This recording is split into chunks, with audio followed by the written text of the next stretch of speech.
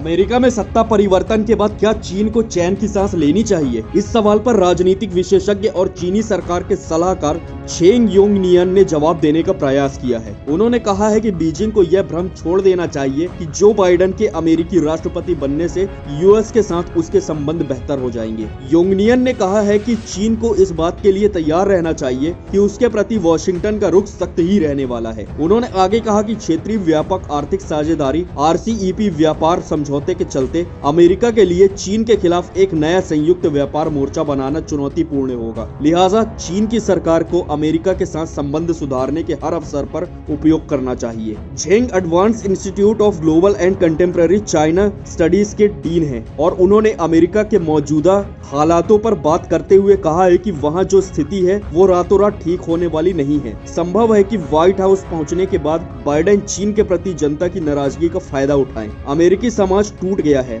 और मुझे नहीं लगता कि बाइडेन इस बारे में कुछ भी कर सकते हैं। इसके अलावा निर्वाचित अमेरिकी राष्ट्रपति को कमजोर करार देते हुए चीनी विशेषज्ञ ने कहा कि बाइडेन बेहद कमजोर राष्ट्रपति है। यदि वे घरेलू मुद्दों को हल नहीं कर सके तो राजनयिक मोर्चों पर चीन के खिलाफ कुछ करेंगे। अगर हम कहते हैं कि डोनाल्ड ट्रंप लोकतंत्र और स्वतंत्रता को बढ़ावा देने में रुचि नहीं रखते हैं तो यही बात बाइडेन पर भी लागू होती है। ट्रंप की भले ही युद्ध में दिलचस्पी नहीं रही हो, लेकिन डेमोक्रेटिक राष्ट्रपति युद्ध शुरू कर सकते हैं। वहीं अमेरिका और चीन के रिश्तों में कोरोना महामारी के बाद से तनाव काफी बढ़ गया है। डोनाल्ड ट्रंप कोरोना के लिए चीन को ही दोषी मानते हैं और साथ ही उनके कार्यकाल में चीन के खिलाफ कई कदम उठाए गए हैं। बता दें कि चीन को निशाना बनाने वाले करीब 300 से अधिक बिल तैयार किए गए थे, जबकि जो बाइडेन की सोच ट्रंप से थोड़ी अलग है। इसलिए माना जा रहा है कि सत्ता परिवर्तन के बाद चीन के अमेरिका से रिश्ते बेहतर हो सकते हैं। फिलहाल अब आने वाला समय में चीन के रिश्ते अमेरिका से कैसे होते हैं वो तो वक्त ही बताएगा। अब आपको क्या लगता है कि चीन और अमेरिका के संबंध बेहतर होंगे या खराब? आप अपनी राय कमेंट में जरूर दें। साथ ही देश और दुनिया से जुड़े रहने के लिए सब्सक्राइब करें द हिंदुस्तान मिरर को। धन्यवाद।